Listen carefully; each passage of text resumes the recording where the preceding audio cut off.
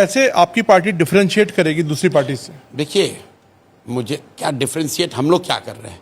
बिहार में पहली बार पलायन की बात हो रही है। आपने आज तक यही सुना होगा कि जब आप लोग सवाल करते हैं नीतीश कुमार से, लालू जी से, भाजपा के नेताओं से कि भाई पलायन, बिहार के बाहर बच्चे बाहर जाते हैं, उनके साथ दुर्व्यवहार होता है, उनको कोई मार देता है, तो यहाँ के नेता अभी तक क्या कहते रहे? कह रहे भाई अगर बिहार के लड़के दिल्ली नहीं जाएंगे तो दिल्ली की व्यवस्था ठप हो जाएगी, हम लोग पंजाब नहीं जाएंगे तो वहाँ खेत नहीं कटेगा, मुंबई की सब व्यवस्था ठप हो जाएगी। 3 बरस पहले सबसे पहले हमने बिहार में आके ये शुरू किया कि नहीं, बिहार के बच्चे के कंधे पर अगर दिल्ली की व्यवस्था चल रही है तो ये कोई गौरव की बात नहीं है।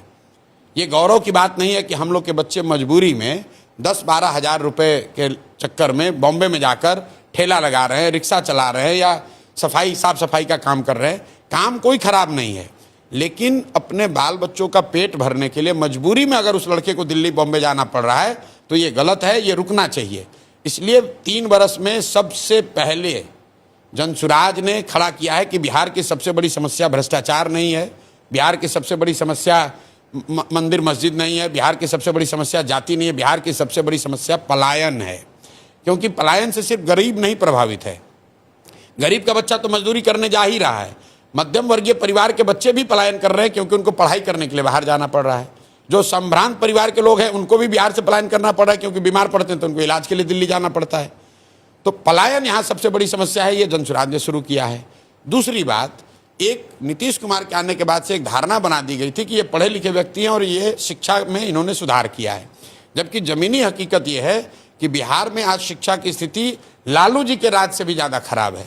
वो इसलिए कि इन्होंने जो शिक्षा को लेकर नीति अपनाई, लालू जी के ज़माने में या लेगेसी बिहार की ये रही है कि बिहार में शिक्षा व्यवस्था बहुत अच्छी कभी नहीं थी, लेकिन हर डिस्ट्रिक्ट में 2, 4, 5 सरकारी विद्यालय ऐसे जरूर थे जहाँ से पढ़ लिख कर आप आगे बढ़ सकते थे। हम लोग खुद सरकारी विद्यालय में पढ़े हैं, वहाँ से पढ़कर आए, पटना कॉलेज आए, साइंस कॉलेज आए और आप जीवन में आगे बढ़ सकते थे। नीतीश जी जब आए तो इन्होंने एक व्यवस्था बनाई कि समतामूलक शिक्षा के नाम पर हर गांव, हर पंचायत में स्कूल खोलो। इससे क्या हुआ, इनरोलमेंट बढ़ गया, बहुत ज़्यादा स्कूल की बिल्डिंग बढ़ गई, बजट यहाँ 60,000 करोड़ शिक्षा का हो गया। लेकिन हुआ ये कि जहाँ बिल्डिंग बनी वहाँ शिक्षक नहीं है, जहाँ शिक्षक है वहाँ बिल्डिंग नहीं है, जहाँ दोनों है वहाँ बच्चे नहीं हैं, और पढ़ाई पूरी तरीके से चौपट हो गई।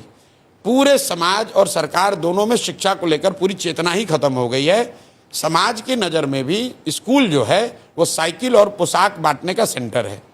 गांव में आप जाएंगे तो आपको हजारों बच्चे ऐसे मिलेंगे जिनका नाम सरकारी विद्यालय में है लेकिन वो पढ़ते हैं प्राइवेट स्कूल में, क्योंकि वो सरकारी लाभ लेते हैं सरकारी विद्यालय में नाम लिखाकर, लेकिन उनको मालूम है कि यहाँ पढ़ाई नहीं होना, पढ़ने के लिए हमको प्राइवेट स्कूल में जाना है। तो ये सबसे पहले ये बात जनसुराज ने उठाई। हम लोग सिर्फ 2 ही बात कह रहे हैं कि बिहार में भैया नाली गली बने न बने, स्कूल अस्पताल जब सुधरेगा तब सुधरेगा। सबसे पहले यहाँ पलायन रुकना चाहिए और बच्चों के पढ़ने की व्यवस्था होनी चाहिए। और दूसरा, जो डिस्ट्रेस कंडीशन में 60 साल से ज़्यादा के उम्र के लोग रह रहे हैं, आप बताइए पूरे देश में बिहार एकमात्र ऐसी जगह है जहाँ बूढ़े लोगों को 400 रुपया महीने का पेंशन दिया जाता है। 400 रुपया। इस महंगाई के ज़माने में 400 रुपया में वो बूढ़ी महिला इंतजार करती है 400 रुपये आने का, ताकि वो अपना दवा खरीद सके या साड़ी खरीद सके या खाना खा सके।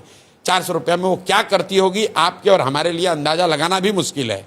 और उस 400 रुपया में भी भ्रष्टाचार का आलम है कि 20 रुपया कमीशन काटा जा रहा है। आप किसको जिम्मेदार ठहराते हैं? हम लोग जिम्मेवार हैं, हम लोग जिम्मेवार हैं। बिहार के वो लोग जिम्मेवार हैं जो पढ़े लिखे हैं, जिन्होंने जीवन में कुछ हासिल कर लिया है और आज वो बिहार के लिए सोच रहे हैं, चर्चा कर रहे हैं, लेकिन वापस आकर यहाँ संघर्ष नहीं कर रहे हैं। मैं बार बार कहता हूँ कि आप इसलिए नहीं आ रहे कि आप कह रहे बिहार में कुछ नहीं हो सकता है।